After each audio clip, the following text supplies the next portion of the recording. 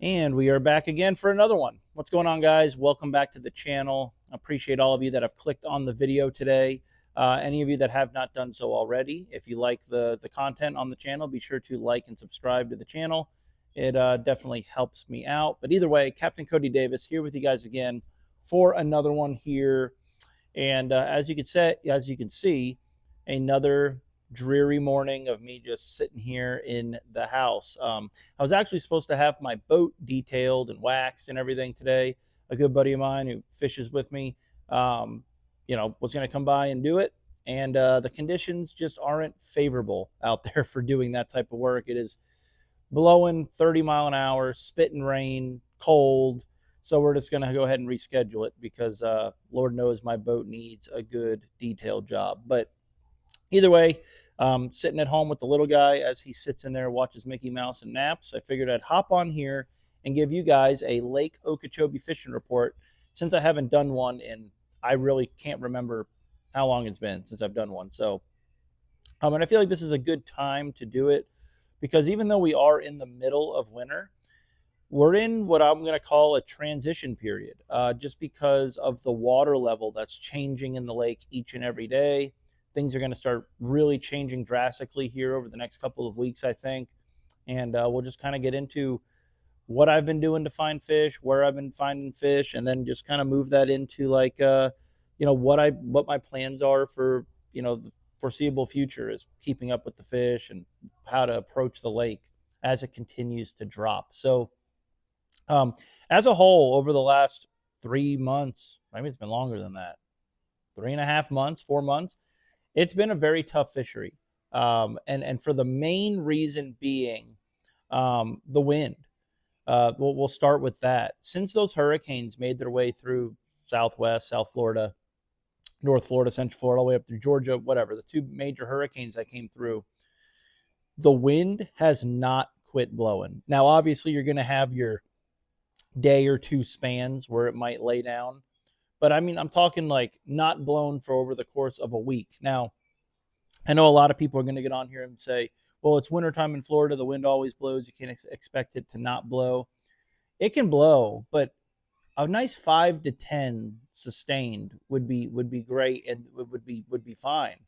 But this sustained 25, 20, 25 and a half, 30 mile, whatever, 40 mile an hour winds that we've been getting are just, it's crazy. And what that's doing is it hasn't let a lot of areas in the lake settle down and clean up. So a lot of these areas, a lot of the key areas for last winter that were key areas in catching big fish on this lake have not been fishable all year. I'm sure the fish are still there. I'm sure the fish are using them, but us as the anglers, we're just, it's not, it's pointless to go out there. The water's mud, or you're fishing in 3-foot white caps, which isn't fun. And in Florida, that's not going to work. So the wind has been a major factor.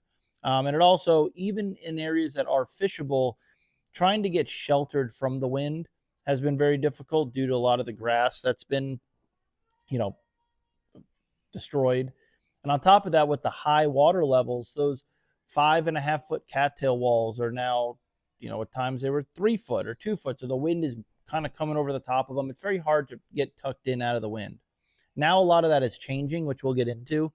But the other factor now is we've had a lot of little cold fronts. We've had some pretty cold conditions here too, but along with the wind, it's like we're not getting those warming trend days. We're more or less getting like a warm day. So you'll have like lows in the 40s, highs in the mid 60s, Wednesday, Thursday, Friday, and then Saturday it'll jump up to a high of 82, but then the next day another front comes through.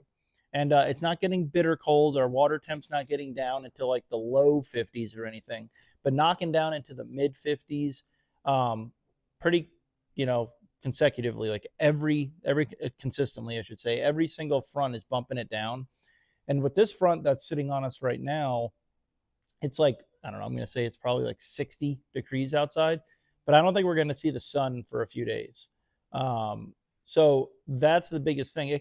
Like the other day, I fished a morning where I think it was like 38. It was freezing, and but it was bright and sunny. So although the fishing wasn't great, we still did catch a few somehow. But that sun beating on the water is going to keep it, from dropping too much. Whereas with conditions like this, where it's just totally overcasted over, this water temp is probably going to plummet pretty good. We'll see. Um, but again, we had 2 days of really, really hot weather a few days ago, so it probably rose that water temp. Now it's going to gradually drop. So consistent weather is a big player on Okeechobee for Florida fish. They don't like change. They don't, they really shut down with a big weather change. So um, whether the water temp was going to stay in the low 60s or even the high 50s, if it sat there for a little while, the fish would adjust, they would adapt, and they would probably start feeding pretty regularly. But with that water temp going up and down, it's been pretty difficult. Now, with that being said, um, there's been some really big fish being caught. Not just by me, but other guides, other tournament anglers. There's been some really big fish, well over 8 pounds being brought into tournaments, being caught on shiners, being caught just throwing artificial. I know about a 9.6 that was caught on a speck jig at a Clewiston the other day. So the big fish are around. It's just, again, Mother Nature is making it very hard to slow down, fish methodically, and truly just fish for the fish that are there, between the muddy water and the wind, cold conditions, spit and rain, you name it, we got it. But with the water dropping, we're down. I'm going to say we're at 14 and a half foot today. I might be a little bit off, but I think that's pretty close.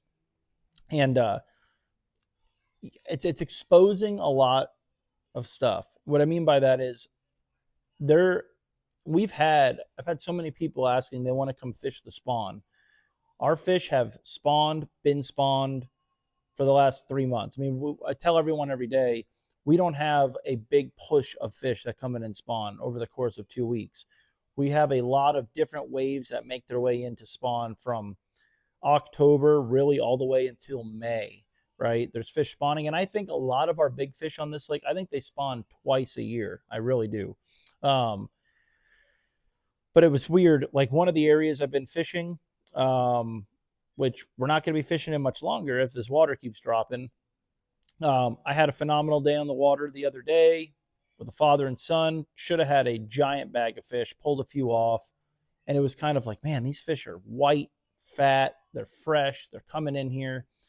Lo and behold, a few days later, the water drops a few inches. We get a bright sunny day, the water cleans up, and the amount of beds that I'm seeing are crazy. Fresh bass beds. Big, big, big issue people have is they say, man, I'm around them. If I see the beds, I just don't see the fish. Be very careful that you're not looking at tilapia beds. We have a huge tilapia problem on this lake, which is why a lot of us were hoping the water did dip down below 50 degrees to kill a lot of those tilapia off. But a tilapia is going to make basically a round bale size, or if you were to link your arms together, a good sized bed with a big bowl look to it. They're going to bowl it out.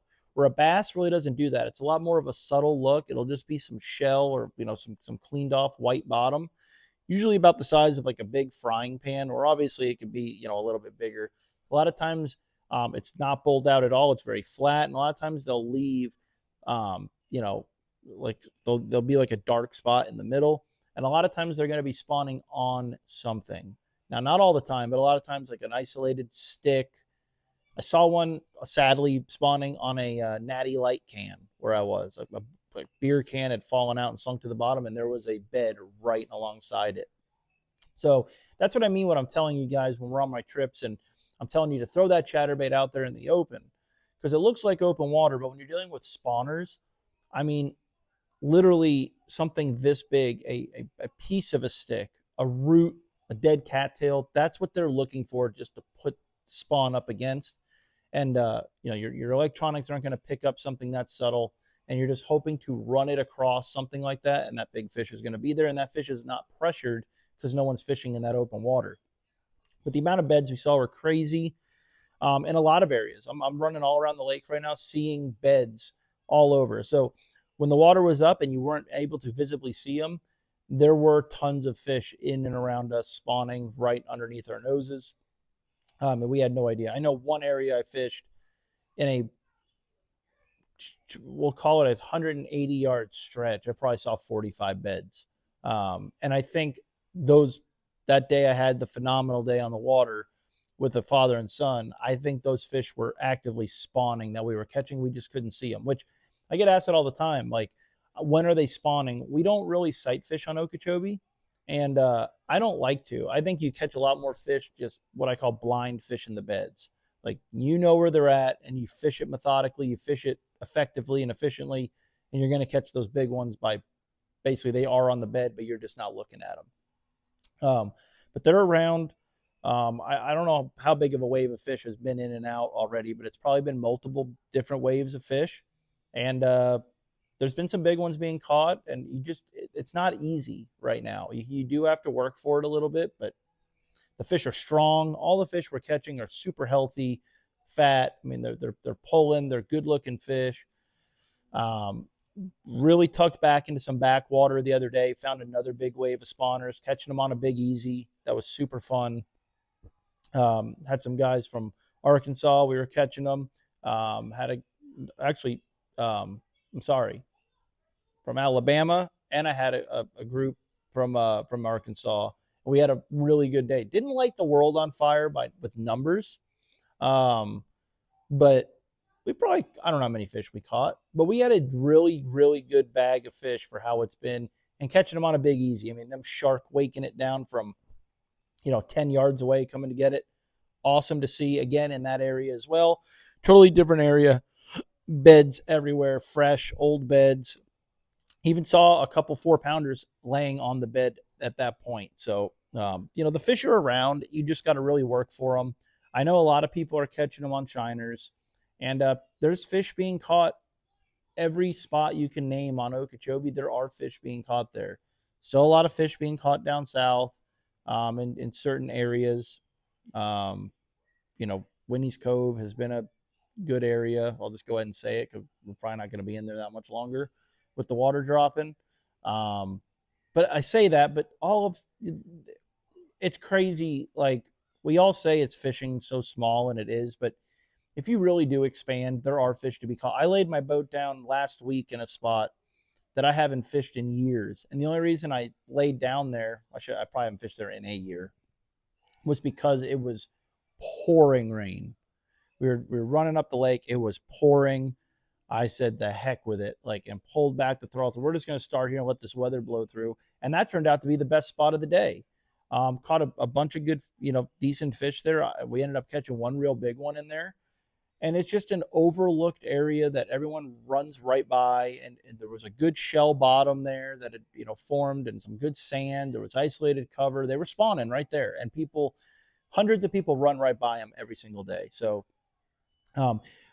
main way, and again, up on the north end, tons of big fish being caught as well. All the way down, Harney Pond's been, the whole lake. The whole lake's been fishing consistent. We'll say that.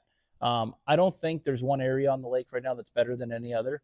You just got to put the trolling motor down and you got to fish. It's not going to be easy. You have to grind it out. But a chatterbait, a black and blue, or a bruised green pumpkin, 1/2-ounce jackhammer has been a really good search tool for me.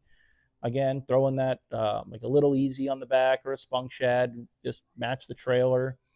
If you get more towards the outside, there are fish eating shad. So been seeing a lot of bait around. So we have been catching some on white.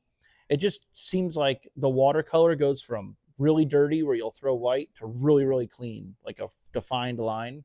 So you have to let the watercolor dictate what color you throw. That 7-inch burner worm back at you. I mean, it's been the deal. It really has. Throwing that thing around, swimming it and dragging it. I've had a lot of people swimming it, catching good fish. I've had a lot of people just dragging it as slow as they can, catching good fish. When it does get hot, right? Like when you have that hot day and that water creeps up into that upper 60, 67, 68, 70 degrees, there has been a frog bite. But again, it's been a frog bite for 4 hours. By the time the water gets up there, they get on the frog. The next morning, the water temps back down. We have another front. But on top of that, throwing a spook, or obviously throwing that little prop bait, that Yozuri 3D prop that I throw all the time, have been catching some fish on that.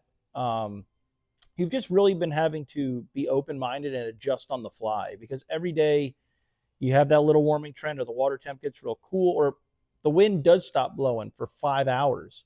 I mean, you'll be throwing a chatterbait in the wind, and all of a sudden it'll just lay down due to its switching directions, which has been another big problem. Again, the wind is not blowing a consistent direction, changing things up. But in the meantime of it switching throughout the day, you'll have these 2 hour periods where there's just no wind, which isn't always the best fishing. But going from like a chatterbait to dragging that burner worm in the same area has been getting bit, and then vice versa. If you're fishing, catching them on a worm, and the wind starts blowing, go to that chatterbait. Hasn't been really much of a flip and bite. I tried to make it work the other day. I had an early morning trip. I ran my customers in, dropped them off so they can catch their flight back home. And I went out and just flipped for 5 hours. I actually flipped on the outside of the lake too, just trying to make it work.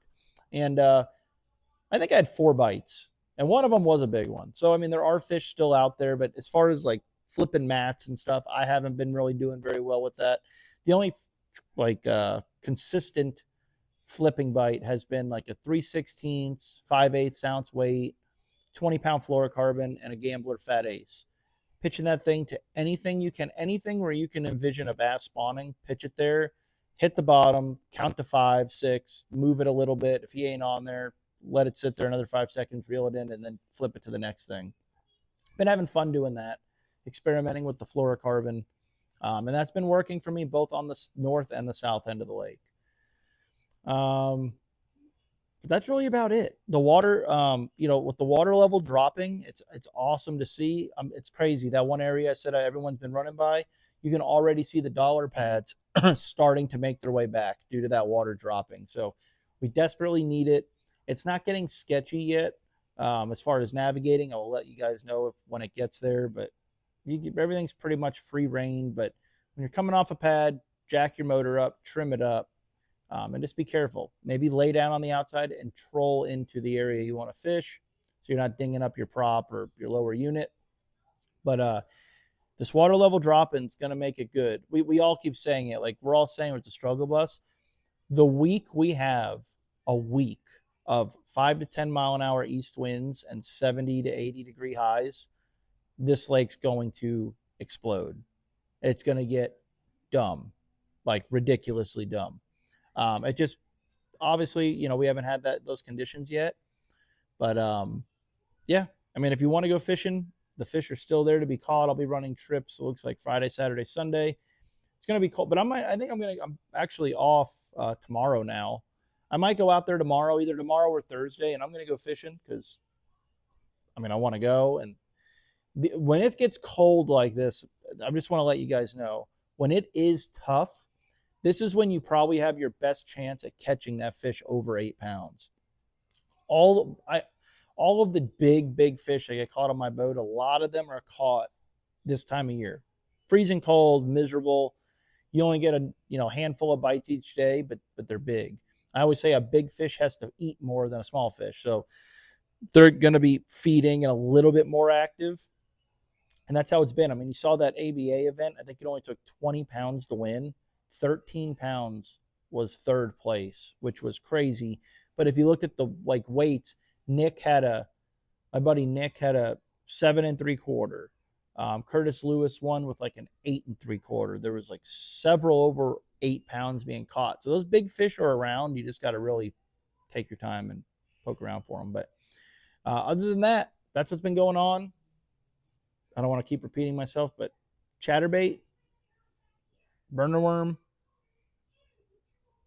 really those two things, and then pitching that Senko, those three would be on my front deck at all times right now. And just really take your time. Know you're fishing a difficult Lake Okeechobee right now. It's not going to be you throw it out there 5 times to get bit.